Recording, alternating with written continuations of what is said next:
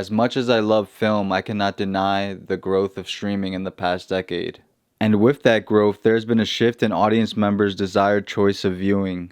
I still love going to the movie theater anytime I get a chance, but I know the movie ticket prices can be outrageous. Along with the comfort that staying at home brings, you can pause whenever you want and you can eat at home.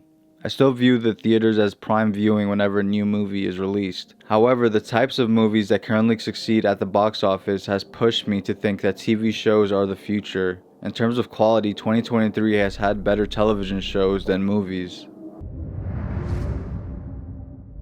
This year, I believe television shows have had better quality overall when compared to films. When it comes to budget, I think independent films, in order to reach a mid-level budget of $40 million plus, is going to be hard, especially if it's not already coming from an existing IP.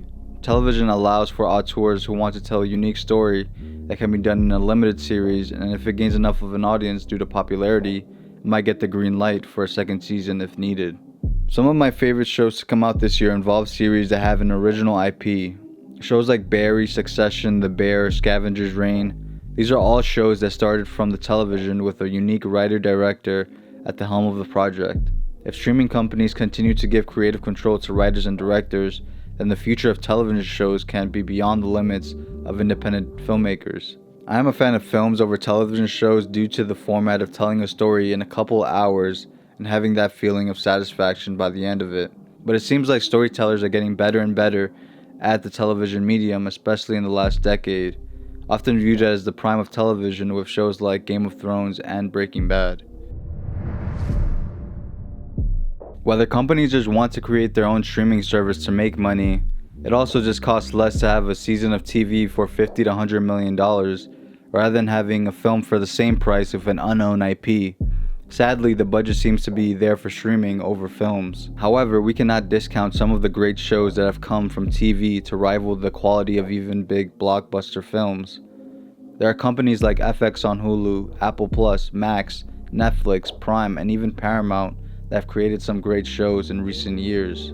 FX and Max are my preferred favorites when it comes to original stories.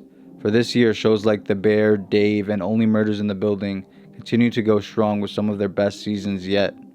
Max gave us the series finales of Barry and Succession, along with the creation of a new series like Scavenger's Reign and The Last of Us. Apple Plus has surprised me with a show like Silo this year. Ted Lasso continues to be one of their biggest shows. Along with Severance last year, the future of Apple Plus looks bright. Amazon Prime has a multitude of shows outside of the underwhelming show to one of my favorite franchises of all time with The Lord of the Rings. Besides that, the series finale of The Marvelous Mrs. Maisel had a great send-off with stunning cinematography. An underrated gem in Donald Glover's Swarm also premiered this year. I also found one of the best comedy shows in Jury Duty through Prime, made by Freevee. We all know about Netflix. Netflix has been around for a while, and it seems to be a platform that allows for some of the biggest creators to have creative control over their product.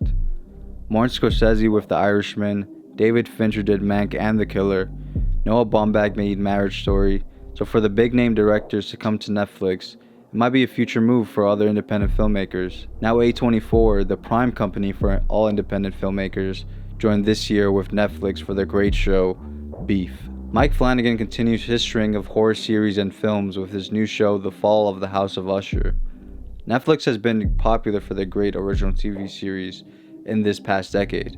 Disney Plus seems to be the odd one out, since it is key for them to reuse old IP rather than create new ones. Two shows that I enjoyed, even if it is from Star Wars and Marvel, were Loki Season 2 and the first season of Ahsoka. Disney Plus has had its ups and downs, but we'll see what is to come.